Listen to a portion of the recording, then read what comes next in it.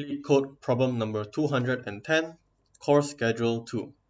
So this problem is very similar to problem 207, course schedule, where it is almost exactly the same thing, but now instead of returning true or false, whether or not we can finish all the courses, we now have to return the ordering of courses we should take to finish all courses. If there are many valid answers, we can return any of them. And if it's impossible to finish all the courses, we return an empty array. Okay, so like I mentioned, it is very similar to problem number 207, course schedule 1. There I've explained about my implementations more clearly, hopefully. And the code I'm using is almost identical as well. The only difference is I have a new vector called the result, and this result will basically push back the course whenever it has finished iterating through the graph. So once that is done, here, once we have iterated through all of the courses in my graph, I will just return the result. Right, I'll return the result. So, an example. So let's say I have the courses. Oops.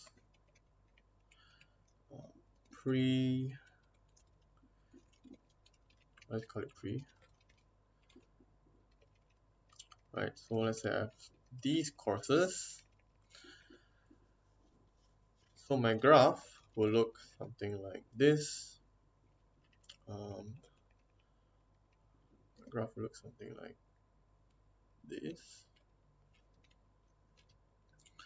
One will need to solve 4. 2 will need to solve 4. 3 will need to solve 1 and 2. Right, solve 1 and 2. 4 we don't need to solve anything for 4. Right, my visited will look something like this. 0, 2, 3, 4. Okay, so the result is like so first. Alright, so I'll run through it once just to see just to show how it works. So this is done, right, and place back all inside my graph.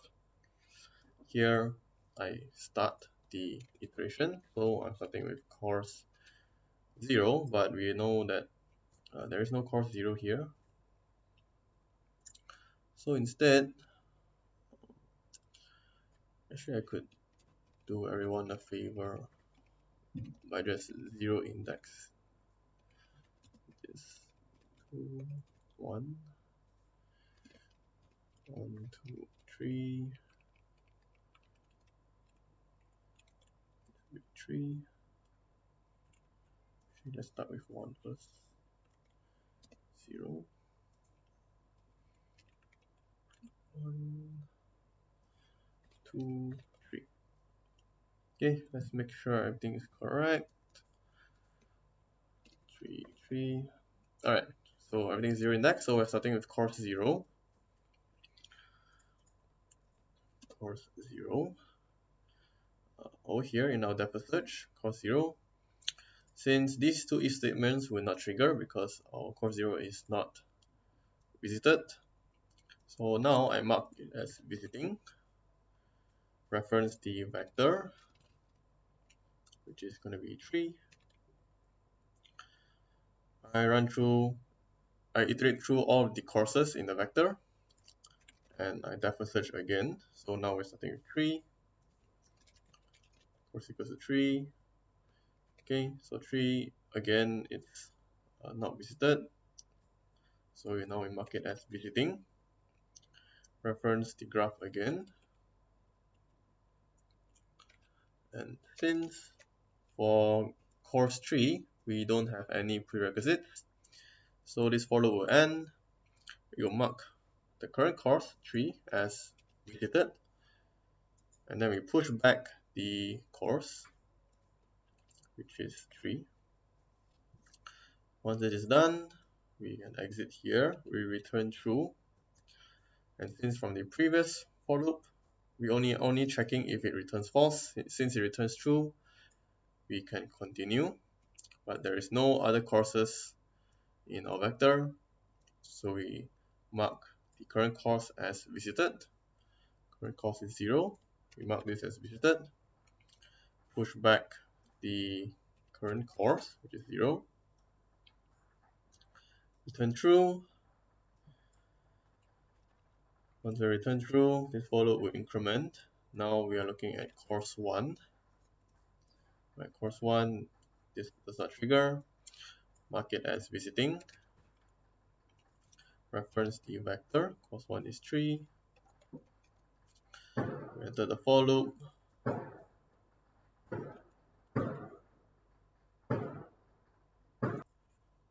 So we're iterating through the courses in the vector, which is only 3. Is it? Yep, only 3. So our course is now 3. And if we look at 3, we have marked 3 as visited, right? So here instantly we can just return true, which means we don't need to check any further.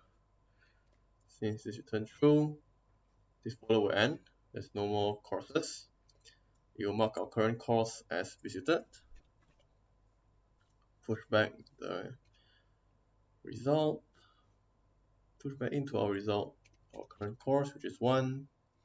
And then return true. This follow will increment. Now we're looking at course 2.